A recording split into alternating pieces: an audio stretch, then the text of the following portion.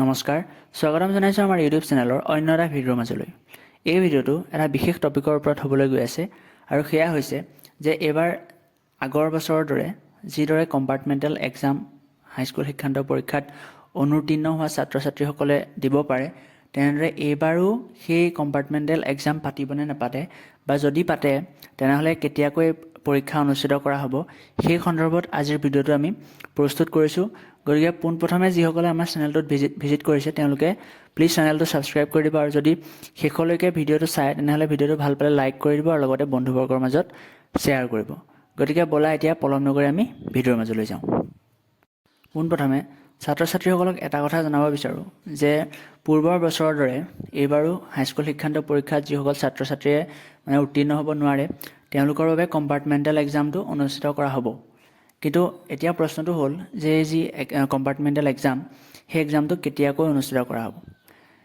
আমি যোৱা বছৰ বা তাৰ আগৰ বছৰতো দেখিছোঁ যে কম্পাৰ্টমেণ্টেল এক্সামসমূহ সেবাই কি কৰে জুলাই মাহৰ শেষৰ ভাগত অনুষ্ঠিত কৰা দেখা যায়। গতিকে খুব সম্ভৱতঃ এইবাৰো জুলাই মাহৰ শেষতেই হয়তো এই যি কম্পাৰ্টমেণ্টেল এক্সাম সেই এক্সামটো অনুষ্ঠিত কৰা হ'ব। এতিয়া কথাটো হ'ল বহুতো ছাত্ৰ ছাত্ৰীয়ে সুধি থাকে যে এই যিসকল ছাত্ৰ ছাত্ৰীয়ে উত্তীৰ্ণ হ'ব নোৱাৰে হাইস্কুল শিক্ষান্ত পৰীক্ষাত সকলোৱে এই পৰীক্ষাত পৰীক্ষাটো দিব পাৰিবনে নোৱাৰে।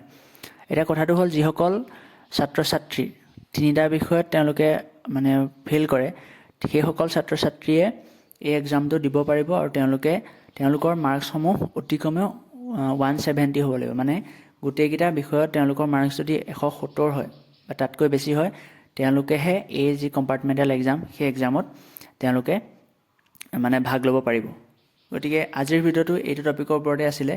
যদি তোমালোকৰ কিবা ডাউট আছে তেনেহ'লে কমেণ্ট ছেকশ্যনত জনাবা আৰু পুনৰবাৰ কৈছোঁ যিসকল নতুনকৈ আহিছা চেনেলটো ছাবস্ক্ৰাইব কৰি ভিডিঅ'টো এটা লাইক কৰিবা আৰু যদি ভিডিঅ'টো ভাল পালা তেনেহ'লে বন্ধুবৰ্গৰ মাজত শ্বেয়াৰ কৰিবা।